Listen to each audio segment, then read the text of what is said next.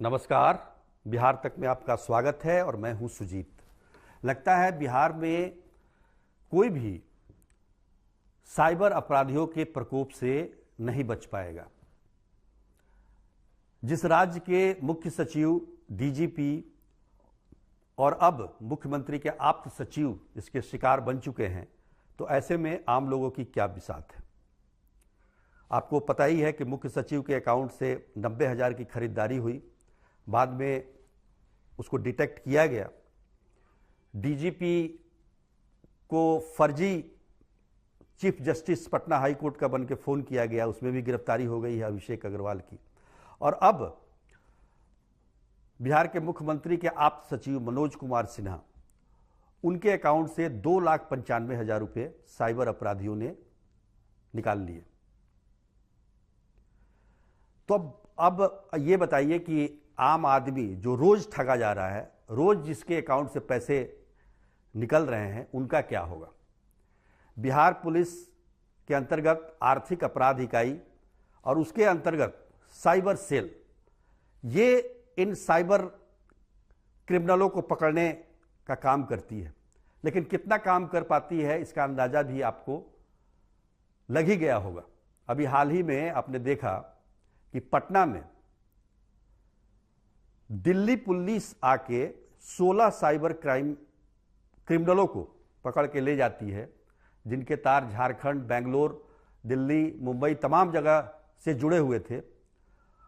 और ठीक राजधानी पटना में रूपसपुर थाने में एक अपार्टमेंट में बाजाप्ता उन्होंने अपना एक साम्राज्य बनाया था और वहीं से पूरे देश में ठगी की जा रही थी, सेक्सटॉर्शन किया जा रहा था। उसके बारे में भी आपको पता ही होगा। दिल्ली पुलिस ने उन्हें गिरफ्तार किया। पर यहां की जो साइबर सेल है वो क्या करती है।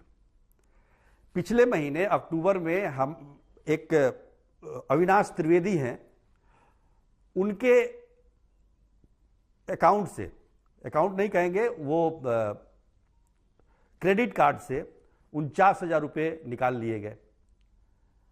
तुरंत इस घटना के तुरंत बाद 15-20 मिनट के बाद ही साइबर सेल को इसकी जानकारी भी दी गई। लेकिन अभी तक उसका कोई पता नहीं है, क्या हुआ इस केस का, कहां तक जांच पहुंची है, कुछ भी पता नहीं चल पाया है। जबकि यह कहा जाता है कि अगर तुरंत इस घटना के बारे में साइबर सेल या पुलिस को बता दिया जाए तो रकम मिलने की संभावना ज्यादा होती है। लेकिन ऐसा इस केस में नहीं हुआ। इसी से आप अंदाजा लगा सकते हैं कि कितनी गंभीरता से इन केसों को लिया जाता है। या हो सकता है कि काम की अधिकता हो, यह भी मैं नहीं कहूंगा कि जिस रफ्तार में आर्थिक जो साइबर क्राइम है बढ़ता जा रहा है, आर्थिक अपराध, निश्चित तौर पर यह काफी गंभीर है, चिंता का विषय है। जामताड़ा का नाम हम लोग सुनते थे, लेकिन अब बिहार में ही जामताड़ा है। आप नालंदा, शेखपुरा और नवादा के जो बॉर्डर एरिया हैं, उन इलाकों में अगर जाकर देखेंगे तो इस देश की आधे राज्यों की पुलिस वहां पर कैंप करती है इन अपराधियों को पकड़ने के लिए। जून तक का आंकड़ा मैं बता सकता हूं कि नवादा से 62 अपराधियों की गिरफ्तारी हुई, नालंदा से 51 अपराधियों की, साइबर अपराधियों की गिरफ्तारी हुई। तो कहने का मतलब यह है कि विषय गंभीर होता जा रहा है, चिंता का विषय है ये, और पुलिस को और तत्परता दिखाने की जरूरत है।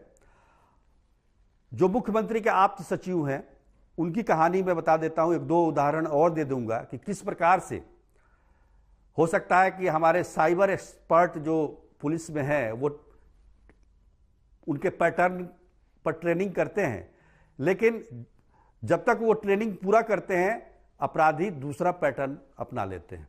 लगातार उनका पैटर्न बदलते रहता है। आपने देखा होगा जामताड़ा में मनोज कुमार सिन्हा, जो कि आप्त सचिव हैं मुख्यमंत्री के, उन्होंने फ्लाइट का टिकट लिया दिल्ली जाने के लिए।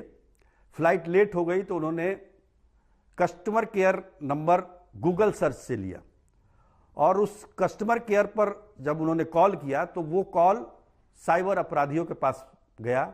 साइबर अपराधियों ने कहा कि आपकी फ्लाइट रद्द हो चुकी है, इसलिए आपको दूसरा टिकट लेना पड़ेगा, और दूसरा टिकट लेने के लिए आपको क्विक सपोर्ट ऐप डाउनलोड करना पड़ेगा।